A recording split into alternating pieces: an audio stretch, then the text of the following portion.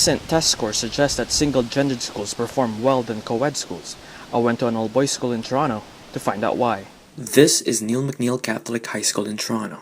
Ranked the third best high school in Toronto by the Fraser Institute, the school is one of the few single-gendered schools left in the city. EQAO and OSSLT scores has been high for Neil McNeil High School. I asked their principal if being in an all-boys school has some impact in student success. That's a good question.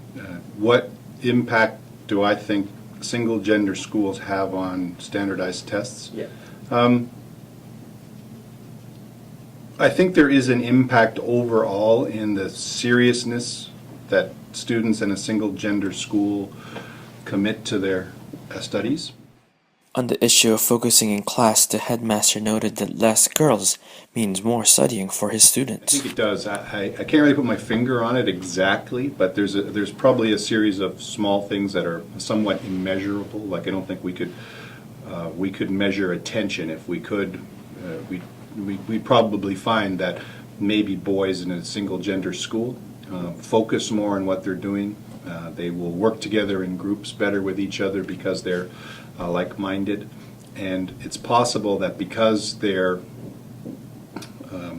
isn't the competition for the attention of girls, let's say, or vice versa, the girls aren't vying for the attention of boys, that more focus is paid on academics, and therefore they may be just treated slightly more seriously. But not all are singing praises for single-gendered schools. I spoke with a former student who disagrees with the success of an Are there all-boys any school. negative sides in going to an all-boys school? And if so, what are they? It was an all-boys school.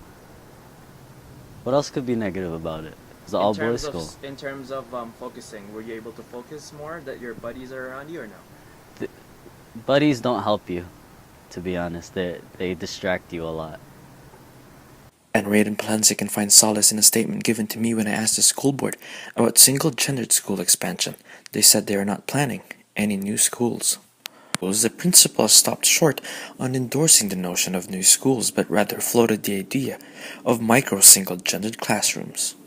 Well, there is a possibility that it can be successful, and yes, it would be nice to have another one. However, there is a possibility of experimenting or on a micro level in schools, let's say for instance in math.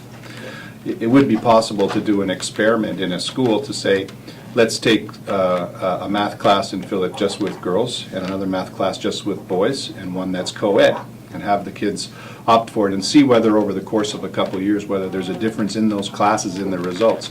It may be that it doesn't have to be the whole school, but it may be that in certain classes performance is enhanced by the fact that there are maybe similar learning styles that are gender specific. But for now, Neil McNeil, Notre Dame, St. Joe's College, and other single-gendered schools will have to wait for new additions.